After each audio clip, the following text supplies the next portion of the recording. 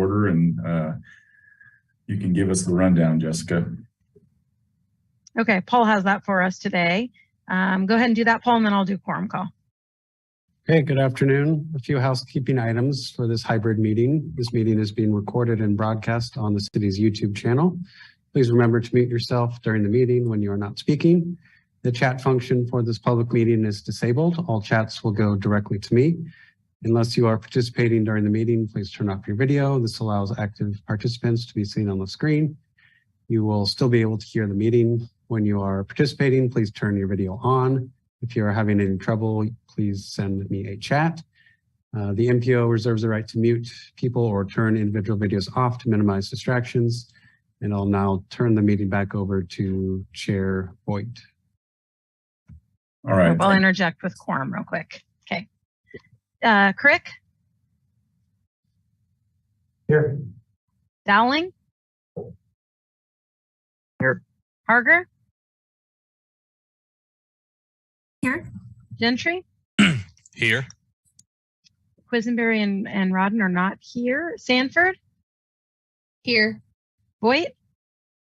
Here. And Weigel? Here. Okay, thank you. We have a quorum. All right, thank you. And we've got public comment as our next item. Do we have anybody there? We don't have anybody physically present here. Anybody online, you think, Jessica? I see no one online that has raised their hand indicating they would like to provide comment at this time. Okay. All right, then we'll close the public comment portion of the meeting and move on to the next item, approving minutes of the August 2nd meeting. Has anybody got any questions or comments about the August 2nd minutes? And if not, I'll take a motion to approve those. I move to approve the minutes. I'll second. Thank you. Motion and a second. Let's have a roll call vote. All right, Crick? Aye. Dowling? Aye. Harger? Aye. Gentry? Aye. Sanford? Sorry, technical difficulties. Aye. Voigt? Aye. Weigel? Aye. Motion carries 7-0. Great. All right, we're moving on then to our regular agenda items. And item number 1 is the Federal Fiscal Year Transportation Improvement Program update. All right, so we have prepared this draft transportation improvement program based on input from all our project sponsors. It is currently out for public comment for 30 days. That period ends October 22nd. No comments have been received thus far. Just a few highlights on new things or things that have changed in this document. So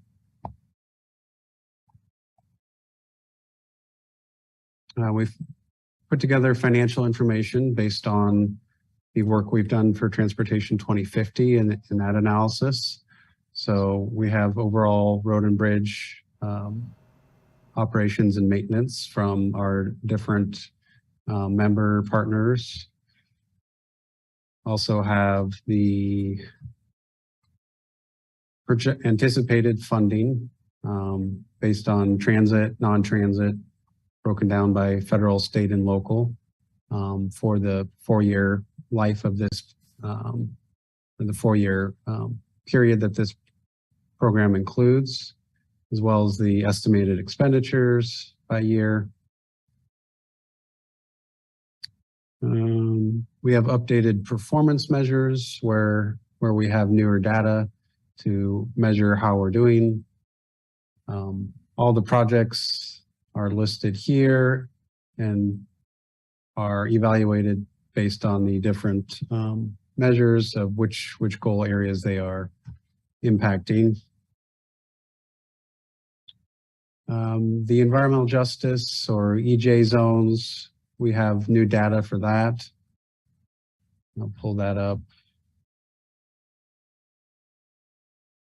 So this is based on low, moderate income groups as well as minority block groups. So this, the minority data has been updated. The low moderate is the same as last time, and can compare this to the previous TIP. EJ zones included a lot of West Lawrence areas with higher minority population. With more development out there, it seems like those numbers have dropped overall. So those have dropped off the map. So that's really the big change there. And then, of course, we've updated projects as well.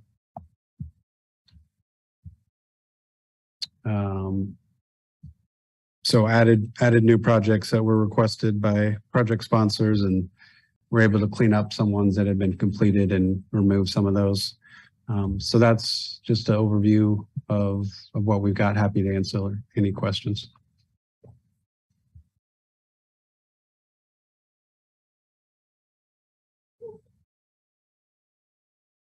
Thank you for that.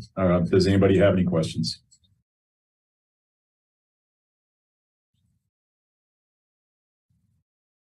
One thing I was going to ask is, we periodically do like updates that are fixing numbers here and there on individual projects. They're kind of minor updates. How does this differ from that? Is this more significant? Yeah, so this is essentially a whole new plan.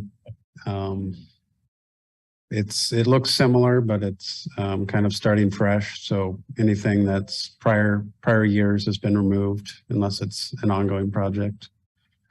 We Right. typically do this update where we change the time frame of the program. So instead of being from 21 on, this starts in 23.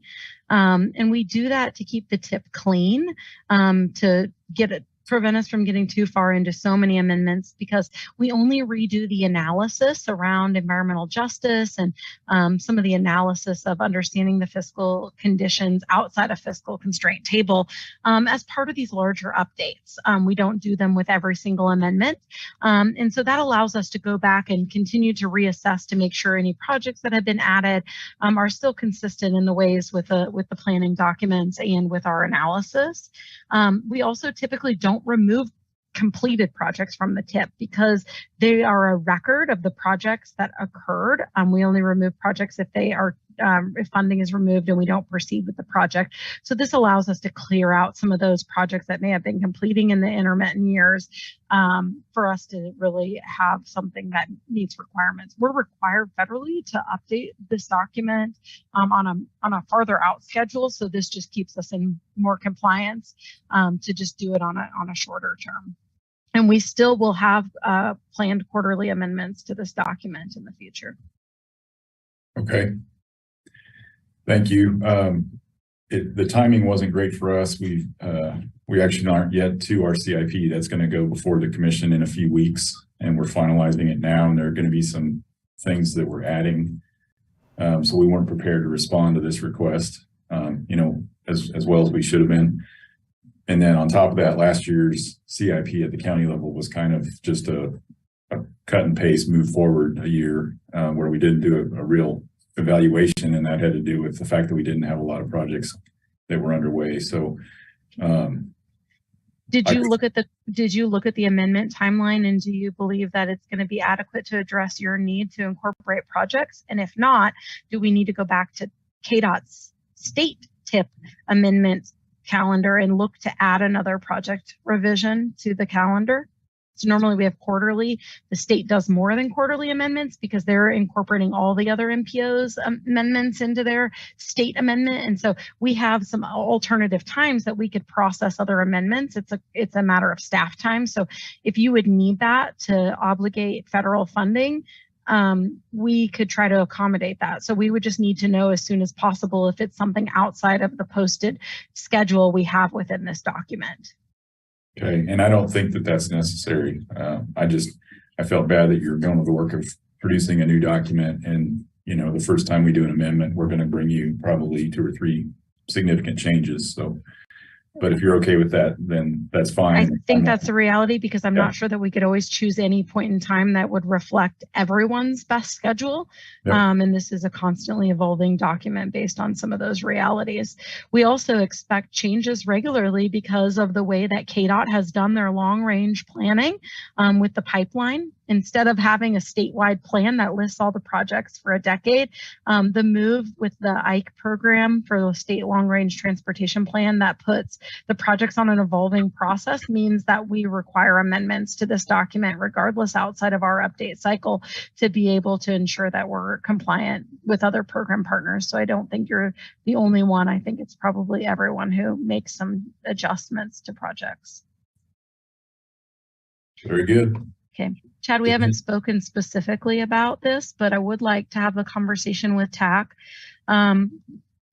What has been proposed in terms of the Wakarusa extension project is very similar, if not identical, to what was in the last TIP amendment that the MPO policy board adopted without including the changes to the Wakarusa extension project.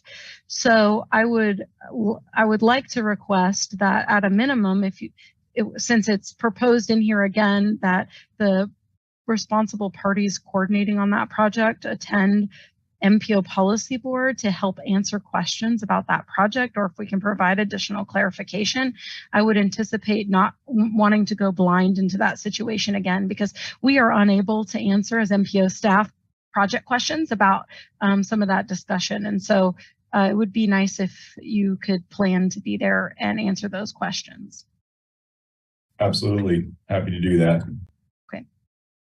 Because I know the project notation in there about the funding split and about the money and about how we do all the project in the conversation of if it's the same project and if removing that funding notation or removing the money impacts the K-10 project. I know there's a lot of moving parts, but I would not anticipate a willingness to adopt the TIP as it stands based on the last conversation without answers to some of those questions. Okay. Yeah, just let me know when that's happening. I will forward you the invite. Melinda, is it appropriate that you are also the other party to that conversation? Yes, you can include me. It would either be me or Jake that would answer some of those questions. We've, as municipal services and operations staff, we've asked for some clarification because the direction we did have was to modify the CIP project detail sheet as was written prior to approval. So currently the Wakarusa Drive extension is not in the approved CIP. It is However, there is a match contribution to the K-10, SLT. right? Correct. Which currently in the TIP is reflected as part of the Wakarusa extension project. So you see our dilemma. Yes, and we do have some conversations happening right now with KDOT and proposing some different options. So we hope to know more here in the near future. Okay. Jessica, I was also going to ask with the projects listed on table 15, are the amount that's listed there, the cost, has that been updated with any recent bids? Is that supposed to be only the pavement scope of the project? I'm specifically thinking of Queens Road, which is being awarded tonight by the City Commission. And that bid came in higher. So the bid for the intersection and the road was 6.1 million, with 5.7 million of that being for the road improvements. So Melinda, we work with engineers, typically Baldwin and Cronin, to identify what funding has been budgeted. And so we're looking typically at what's in the CIP that required some budget adjustments. And so we would anticipate waiting to the next round of TIP amendment, and we would catch up with that change once it's adopted by the City Commission. Had we known before we went out, we could have included those changes, but I think there's a lot of moving parts as we're working through project implementation sometimes, and that's not contingent on obligating funding, so we will catch that amendment up in the next update. Okay, that sounds great. Yeah, the project just bid 3 weeks ago, and so I knew it would be a new change and didn't know at what point we should update that. So that sounds good. And in that regard, I think the tip is always kind of the best guess, best estimates, and some of those things as we evolve through the process. That's why we have a quarterly amendment process to ensure that we can continue to keep that updated and move projects forward, and recognize that each tip amendment still has a public process that we have to accommodate. Okay, thank you.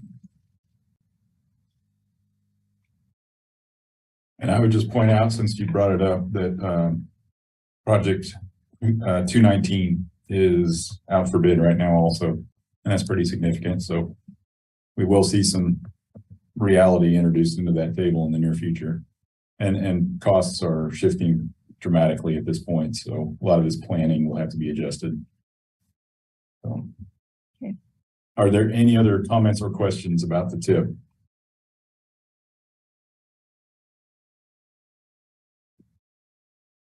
And if none, we are looking for a motion here to recommend approval of the 2023-2026 tip. I'll motion to recommend approval. I'll second. All right, thank you. A motion and a second. Please give us a roll call. Crick, Aye. Dowling, Aye. Harger, Aye. Gentry, Aye. Sanford, Aye. Voigt, Aye. Weigel. Aye. Motion carries unanimously. Thank you. Item number 2, 2023 safety target setting. Tell us what that is. All right, so we are required, there are federal requirements that we update safety targets on a yearly basis. So we have analyzed the 2021 crash data that's provided by KDOT, which we use to help set projections. And I will pull that up to share with you. So since we have this conversation every year, but we have some new players at the table, there are 5 different safety targets, and they are federally prescribed, meaning the federal process tells us how we're going to measure the target. And this is because all MPOs are required to report on the same targets. So there's some continuity across the board as they look at the data. We have in previous conversations recognized that these targets traditionally have been, we have looked at the historical trend and made some linear projections and assumptions about where we think we will be based on some of those trends. We have also recognized that, and this body can have this conversation, that there is desired improvement to safety beyond these targets. So as we set this and we're talking about fatalities and serious injuries of people in our community, we are at some point acknowledging this is our reality based on current trends. But I think admittedly, in recognizing some future work we're doing, we recognize that we can do better, and there's additional safety work to do in regard to crash reduction. And so these targets, and you'll notice in the text, represent those rolling averages and historical trends to set each year. At this point in time, there is no punitive measure if you don't meet your target, and we set new targets each year. And so we show that. The MPO also has the option to adopt the state target for safety. However, we have never taken that option. We have always set a local target. And previous conversation has been there that the local target means more locally in terms of where we stand in terms of crashes on our roadways. I would also point out, for some of you that have seen this document longer, that this is the opportunity, and we've added over time with tax involvement, data based on who maintains the roadway. I think as we look at some of these numbers, it's hard to understand where there may be responsibility for projects or improvements, and looking further into the data. And that kind of gives us an idea to see where the maintenance responsibility lies and ownership of those roadways, to help kind of indicate where those trends may be happening within the entirety of the county. So I would just, that's kind of overarching a little bit of history to this. I'd be happy to answer more questions later after you look through each of the measures Paul's going to walk you through. So we're looking at number of fatalities for all public roads. And the way it's broken down is it uses a 5-year rolling average to kind of even out any anomalies from the data. But so we project 2022, since obviously we aren't at the end of the year yet.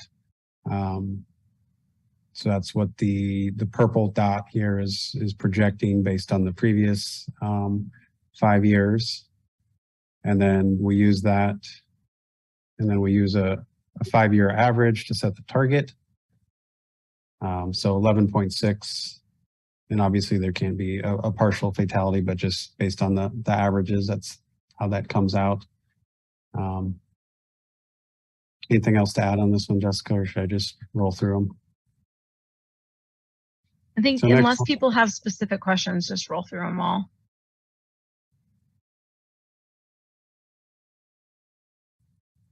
So next, Jessica and Paul, sorry to cut you off, Paul. Are you guys still awaiting on any data from us at KDOT, or do you guys have everything you need as far as crash data goes?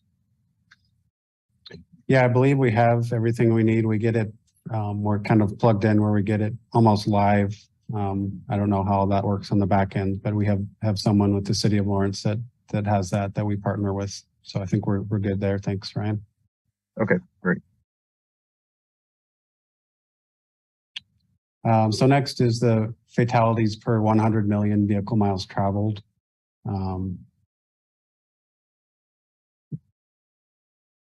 So this just helps us look at it, kind of breaking it down without, I guess it gives you a comparison looking at based on the miles traveled, kind of normalizing for that.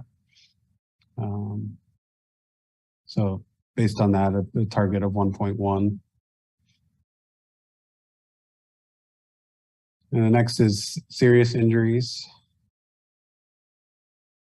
And again, we break it down by the maintenance, who's responsible for maintenance of that road, but the number we're reporting is really the entire county. And so this number is 25.9. And then rate of serious injuries per 100 million VMT. That's 2.5. And then non-motorized fatalities and serious injuries. So this is people walking or biking.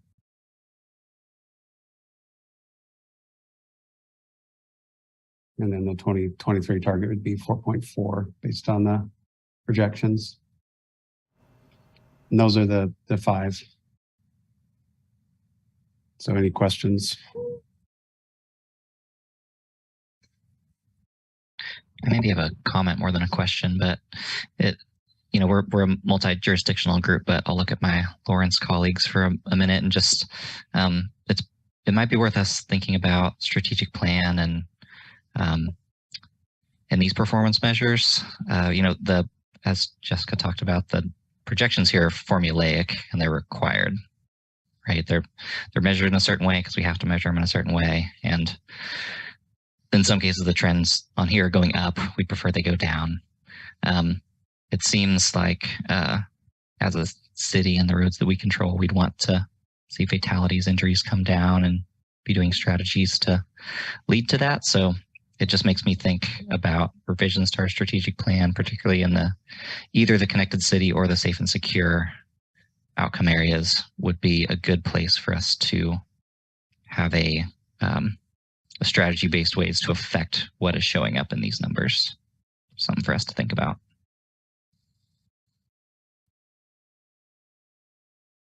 And Adam, some of that may be coming with our application jointly between the MPO, the City of Lawrence, Eudora, and Baldwin City, and with KDOT as a financial partner for the application for the Safe Streets and Roads for All, we have committed, if getting that funding, to a Vision Zero Safety Action Plan, which really requires you to dive down in more to your critical network and to explore your crashes and your crash reduction strategies and countermeasures.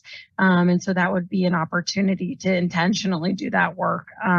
If we don't get that award, we have the opportunity to explore finding finances through MPO work or other resources to commit to that work in the future. So I think that's something to think about as we think about UPWP and what that means for future MPO work plans.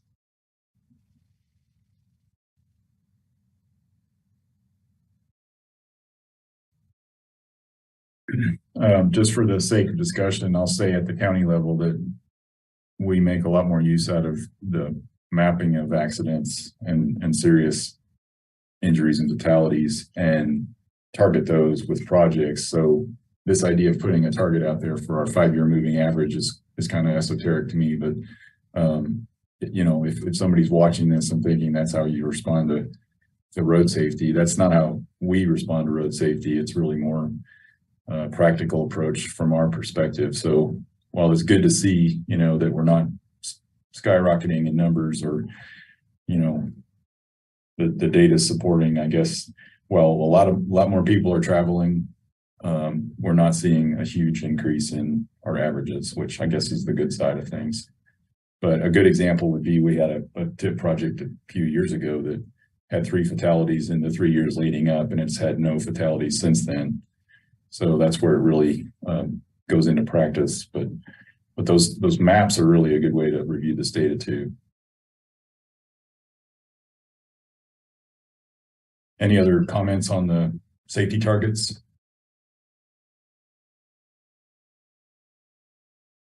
All right, I think we can wrap that item up then. Move to item number 3, resolution to dissolve the Lawrence Douglas County Regional Transit Advisory Committee. All right. We have brought consideration of a discussion to you to TAC a few months ago about 2 MPO subcommittees from the MPO Policy Board that had been established over time to do different work within our region, the first of which is the Regional Transit Advisory Committee. This body was made up of transit and paratransit providers who were working together to develop a county-wide coordinated public transit human services transportation plan. At the time, we needed a plan update, and that hadn't been done as part of the larger region and part of our coordinated transit district. That's how KDOT structures some of these coordinations with providers, which includes more than just Douglas County. It includes many of the other counties in our urban corridor, I think along I-70. And since in 2018, KDOT has updated with the Coordinated Transit District, a specific Coordinated Public Transit Human Services Transportation Plan. And so it's duplicative for us to have 2. It really reduces that thing. Also, in the meantime, Douglas County has been awarded a mobility manager position within the Transportation Planning Division that's funded out of KDOT Mobility Managers Program. And that, as a result, that position as staff is beginning to work with providers in a coordinated fashion. And having a duplicative body this formal steering committee is concerning at some point in regards to COMA for them to be doing work that would be considered maybe work of the body in implementing coordination. And they want to have a more informal work group as they do that work to coordinate services between providers. And so with those considerations, we feel that the existence of having a regional transit advisory committee is redundant and not necessarily necessary to do the work of coordination that's happening with all of the transit and paratransit human service providers in our community. And so we would ask that you make a recommendation to the policy board to adopt resolution 2022-01, dissolving the Regional Transit Advisory Committee.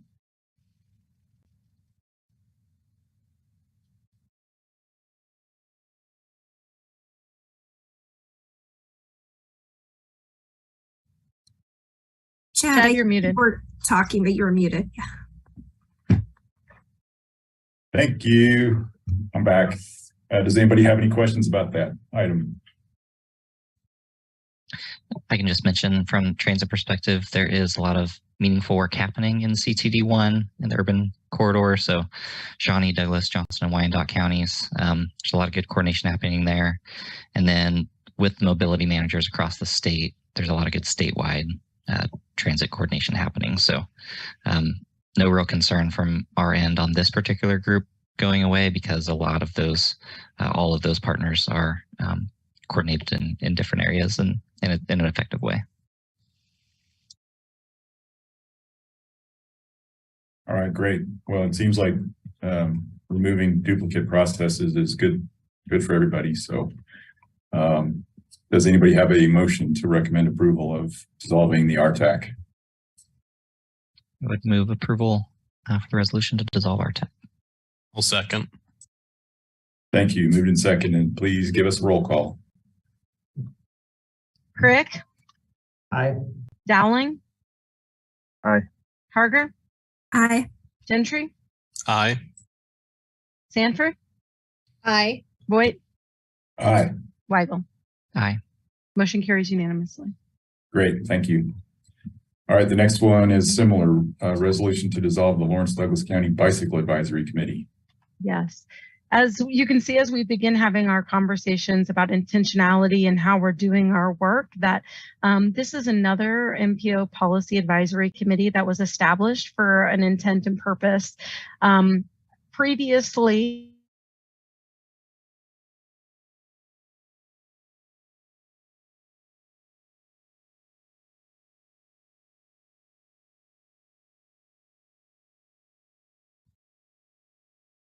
Jessica, I think we lost you.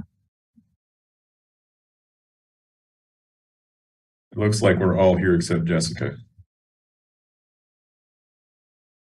Give her a second here.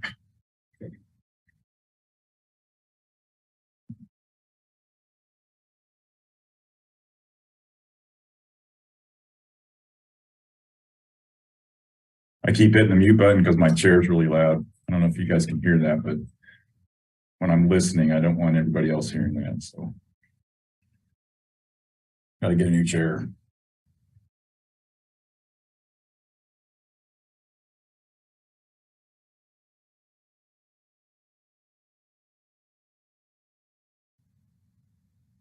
Jeff, Jessica was dialing in from home, right? Yeah, I think there may have just been a blip in the internet, so hopefully she's going to join back on real quickly here. But I think she may have just dropped off the call completely too. So hopefully it's coming back. All right.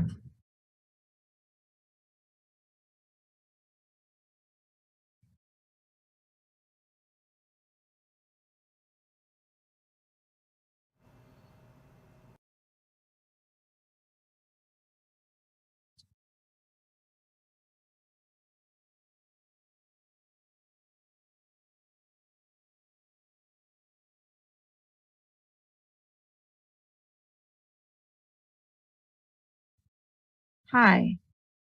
Hi, Hi, I'm so sorry. welcome back. Did you lose? Okay, thank you. As we began the conversation about efficiency and how we do our work, we realized that the Bicycle Advisory Committee may be one we also needed to evaluate.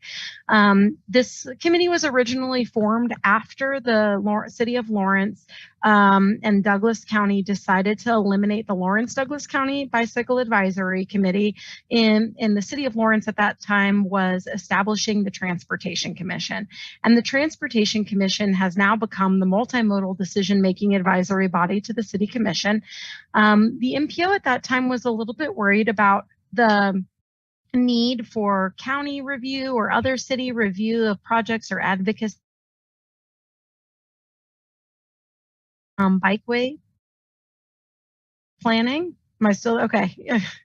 Bikeway planning. And so we had a conversation, so we formed this advisory committee. And at that time, we then went on to update, use the steering committee to guide the update of the bikeway plans and the bicycle rideability map. And that's about the only work that's planning identified work in the region that this body has been needed to do. And so none of the other cities have ever asked this body for advisory recommendations. It's there's staffing expectations in the bylaws for this committee. And admittedly, there may be bicycle advocacy and work that needs to happen.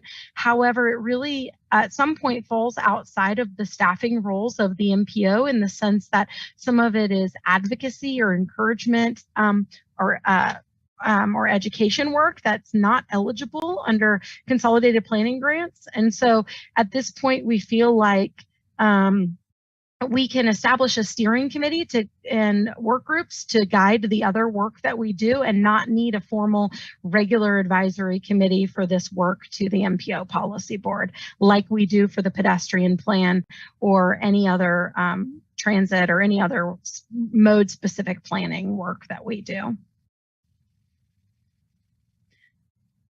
Okay. Does anybody have any comments or questions about that proposal? Just for practicality's sake, Jessica, if you needed a steering committee or a work group, how do those type of things get established in times of need? Absolutely. So steering committees, generally staff drafts a list based on our experience from previous steering committees about appropriate parties, reaching out to a broad range of diverse stakeholders. And then we bring that draft list to the technical advisory committee for recommendation to say, who else are we missing? Who else should be included to come up with a list that we then take to the MPO policy board. And then with their adoption, they establish a steering committee for the intent and purpose of the steering committee. So for steering committees and or future subcommittees, that could be done again if we identify in the coming year that additional work needs to be done in any topical area. We could gather and staff a group related to whatever relevant work that we needed to do.